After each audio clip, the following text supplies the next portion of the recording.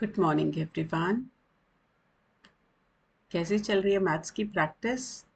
I hope आपने सारे पिछले 4 चैप्टर्स के वीडियोस अच्छे से देखे होंगे और वो पार्ट आपने कंप्लीट कर लिया होगा।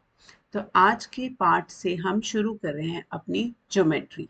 और आज का जो टॉपिक है इंट्रोडक्शन टू यूक्लिड ज्योमेट्री, ये आपके बुक का 5th चैप्टर है और ये आपके ज्योमेट्री के लिए एज अ बेस सर्व करेगा। ठीक है, तो ये चैप्टर पहले हम अपनी टेक्स्ट बुक से देखते हैं। इस चैप्टर में बेसिकली आप क्या पढ़ोगे, ज्योमेट्री की शुरुआत कहाँ हुई, कैसे हुई, और वो जो बेस है, जो बेसिक बिल्डिंग ब्लॉक है ज्योमेट्री के, उनके नाम और उनको कैसे यूज करते हैं। ठीक है, तो सबसे पहले हम आ जाते हैं इस चैप्टर में अपनी बुक पे। और बुक के पार्ट को आपने बिल्कुल भी स्किप नहीं करना है।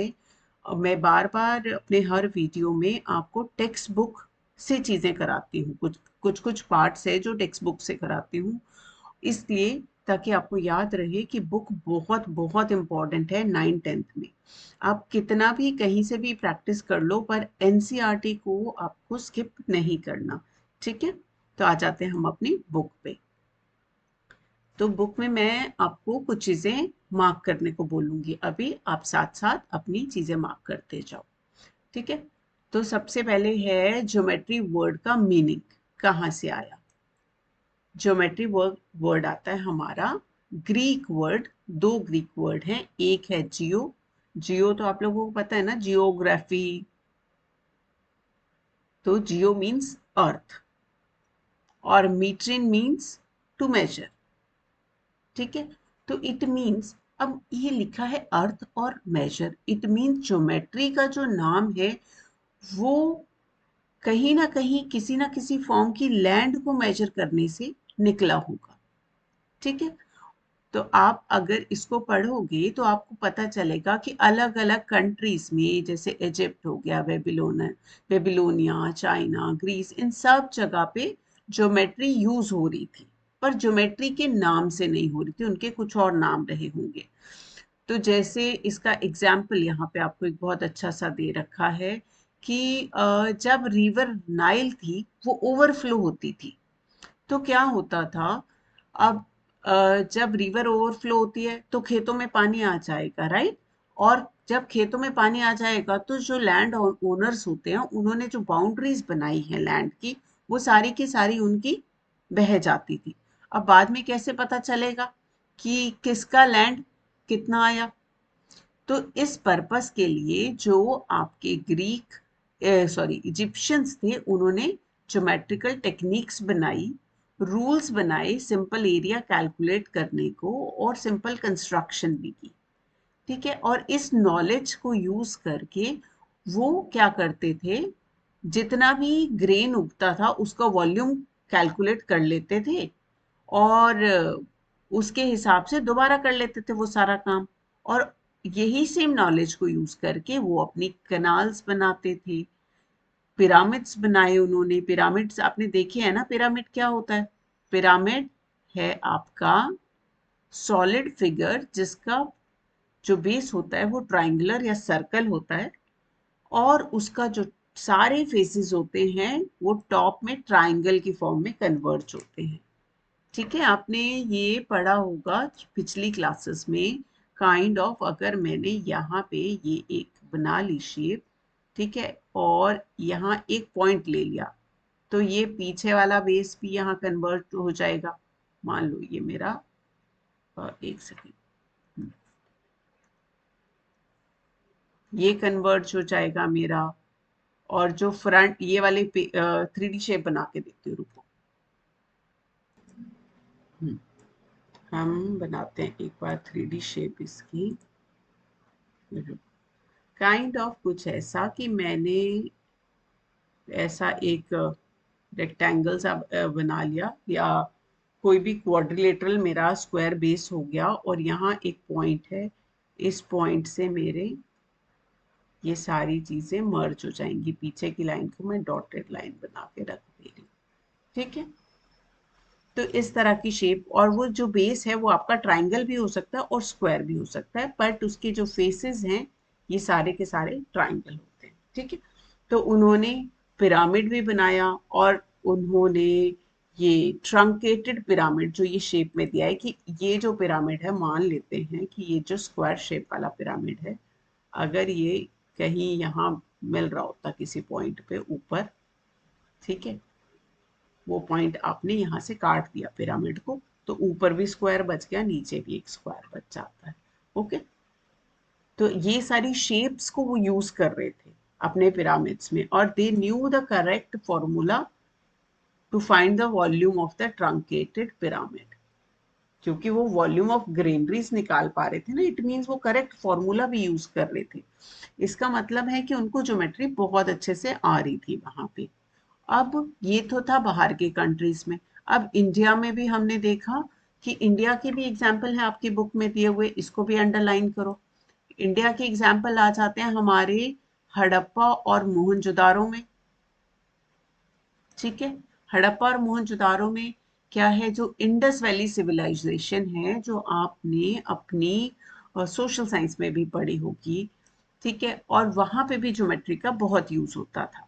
अब हमने तब भी पढ़ा था सोशल साइंस में कि वो जो इंडस वैली सिविलाइजेशन थी, वो बहुत बहुत ज्यादा ऑर्गेनाइज सोसाइटी थी। आपने उसके ड्रेनेज सिस्टम के बारे में भी पढ़ा होगा, ब्रिक्स के साइज के बारे में भी पढ़ा होगा, आपकी ग्रेड 6 या 7th की हिस्ट्री में, ठीक है। वो और सिटीज बहुत ज्यादा वेल प्लान्ड थे। अगर वेल प्लान्ड सिटी बनाना है तो हम उसका लेआउट बनाएंगे ना, लेआउट बनाने के लिए ज्योमेट्री यूज होती है, और तो वो लोग भी आपके ज्योमेट्री यूज कर रहे थे। अब रोड पैरेलल थी, इट मींस उनको पैरेलल लाइन का कॉन्सेप्ट पता था। वहां अंडरग्राउंड ड्रेनेज सिस्टम था, जो उस टाइम के लिए बहुत ज्यादा यूनिक सिस्टम था। और हाउसेस के सारे, the houses had many rooms of different types. और ये सारी चीजें बताती हैं कि वो लोग they were very skilled in mensuration and practical arithmetic. और इंडस वैली सिविलाइजेशन जब आप पढ़ते हो तो हम कैसे भूल सकते हैं उनकी ब्रिक्स के बारे में। जो भी ब्रिक्स वो कंस्ट्रक्शन के लिए यूज करते थे, एक तो वो आग में पकाई होती थी, और दूसरा उनका जो रेशो होता था ना, लेंथ ब्रेड्थ और थिकनेस, उनकी फिक्स रहती थी 4:2:1, ठीक है। तो आपका होमवर्क है कि आप ये फाइंड आउट करेंगे कि ये यही रेशो उन्होंने क्यों चूज की थी, कोई और रेशो उन्होंने क्यों नहीं चूज की थी, ठीक है। ये तो बात हुई हमारी इंडस वैली सिविलाइजेशन की। और इससे भी पहले क्या ज्योमेट्री यूज होती थी? क्या वैदिक पीरियड में ज्योमेट्री यूज होती थी? बिल्कुल। हमारे जो सुलभ सूत्रास हैं, जो मैनुअल्स हैं ज्योमेट्रिकल कंस्ट्रक्शन के, वो इंडिया में बहुत पुराने हैं। और इंडिया में ज्योमेट्री वैदिक पीरियड से यूज होती थी। हमें कैसे पता चलेगा? अब आप अपने पेरेंट्स या ग्रैंड पेरेंट्स को अगर पूछोगे कि पूजा के टाइम पर जो वेदीज लगती हैं, तो उनका जो शेप होता है वो फिक्स शेप होता है। वो क्यों होता है फिक्स शेप? क्योंकि उनको उनके ग्रैंड पेरेंट्स ने या पेरेंट्स ने बताया होगा, उनके पेरेंट्स को आगे पीछे उनके ग्रैंड पेरेंट्स ने बताया होगा। तो इट मीन्स इंडिया में ऑलरेडी बहुत पहले से ज्योमेट्री यूज हो रही थी। तो और जो फायर वेदी आपको पता है ना, जहाँ पे पूजा के टाइम हम हवन या यज्ञ जैसा कुछ करते हैं, तो फायर प्लेसेस वो कहते हैं। अब जो हमारे वैदिक स्क्रिप्चर्स हैं, उसमें बड़ी ही क्लियरली लिखा है कि जो वेदी है उसका शेप और एरिया कितना होना चाहिए, और किस किस पर्पस के लिए क्या शेप यूज होती है।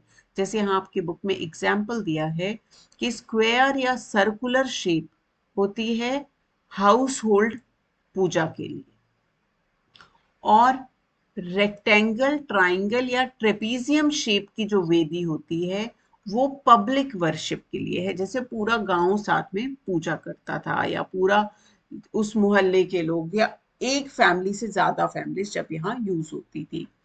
और इसके साथ ही आपने कभी कभी अपने मंदिरों में ये श्री यंत्र देखा होगा। श्री यंत्र क्या है, वो आप अपने पेरेंट्स से पूछना, वो आपको दिखाएंगे। श्री यंत्र पूजा में यूज होता है। तो उसमें जो श्री यंत्र है, आप उसको ध्यान से देखोगे तो उसमें 9 आइसोसेलेस ट्राइंगल्स हैं, और उन 9 आइसोसेलेस ट्राइंगल्स को इस तरह से प्लेस किया जाता है कि 43 और ट्राइंगल्स जनरेट हो जाती हैं। तो इट मीन्स जो उस टाइम ज्योमेट्री यूज हो रही थी, बहुत ही एक्यूरेट मेथड्स यूज होते थे कंस्ट्रक्शन ऑफ ऑल्टर्स के लिए या वेदीज के लिए, बट उनके पीछे के जो प्रिंसिपल्स थे ये डिस्कस नहीं हुए, ये जनरेशन टू जनरेशन ज्यादा आगे नहीं गए। तो लोगों को ये तो पता है कि वो चीजें बनती थी, पर वो स्पेसिफिक शेप क्यों बनती थी उसके पीछे के रीजन नहीं पता उनको। ठीक है, ये तो हो गई हमारी थोड़ी थोड़ी हिस्ट्री। है ना इंटरेस्टिंग ये चैप्टर। अब क्या हुआ कि ये ऐसे ही आप यहाँ पे अलग अलग जगह पे पढ़ लेना खुद से कि कहाँ कहाँ इजिप्ट में क्या हो रहा था, बेबीलोन में क्या हो रहा था। तो अब हमें ये तो समझ में आया कि ज्योमेट्री सब जगह यूज हो रही थी, बट वो ज्योमेट्री एक फॉर्म में नहीं थी, एक पर्टिकुलर जैसे आप कहो कि जैसे आपके पास बुक है, आप बुक पढ़ लेते हो पूरी शुरू से लेके एंड तक, तो आपको वो पूरा का पूरा कॉन्सेप्ट समझ में आ जाता है। तो ऐसी ऑर्गेनाइज्ड फॉर्म में कहीं पे लिखी हुई नहीं थी। तो उस टाइम पर एक ग्रीक मैथमेटिशियन थे जिनका नाम था थेल्स। ठीक है, और इनके बारे में आप 10th में भी पढ़ोगे जब आपके पास एक इंपॉर्टेंट थ्योरम आएगी, थेल्स थ्योरम। ठीक है, तो थेल्स ने सबसे पहला उस टाइम प्रूफ दिया। क्या प्रूफ था वो? कि जो सर्कल है वो बाइसेक्ट होता है बाय इट्स डायामीटर। ठीक है, ये सबसे पहला प्रूफ थेल्स का था। और थेल्स कौन थे? Greek mathematician. अब थेल्स का एक फेमस स्टूडेंट थे पाइथागोरस। याद आया पाइथागोरस? हम करते हैं ना राइट एंगल ट्राइंगल में पाइथागोरस थ्योरम अप्लाई करते हैं। तो पाइथागोरस कौन थे? वो थेल्स के स्टूडेंट थे। तो पाइथागोरस ने हमारी बहुत सारी ज्योमेट्रिक प्रॉपर्टीज डिस्कवर की और बहुत सारी थ्योरीज भी डेवलप की। अब इन सबके बाद आए यूक्लिड, जिनके ऊपर ये चैप्टर बेस्ड है। अब यूक्लिड का जो रोल था वो बहुत इंपॉर्टेंट था। उन्होंने ये ऑब्जर्व किया कि ज्योमेट्री है तो सब जगह, बट एक साथ कहीं नहीं है। तो किसी पर्सन को अगर ज्योमेट्री की स्टडी करनी है तो वो कैसे करे? वो अलग अलग कंट्री ट्रैवल करना पड़ेगा। तो उन्होंने उसकी लाइफ आसान करने के लिए क्या किया, उस सारे सारे वर्क को कलेक्ट किया, जितना भी नोन वर्क था, और उसको उन्होंने अपनी ट्रिटाइज या फिर थीसिस में अरेंज कर दिया। और उसका नाम था, उनकी थीसिस का नाम था या ट्रिटाइज का नाम था एलिमेंट्स। एलिमेंट्स ऐसे समझ लो, एक बहुत बड़ी सी बुक बना दी उन्होंने एक। ठीक है, एक थीसिस बना ली उन्होंने, और इस थीसिस का नाम था एलिमेंट। एलिमेंट के अंदर अलग अलग उन्होंने चैप्टर्स बनाए, और टोटल उनके बने कितने चैप्टर्स? 13 चैप्टर्स। ठीक है, कितने चैप्टर्स बने? 13 चैप्टर्स। और हर चैप्टर को उन्होंने क्या बोला? बुक।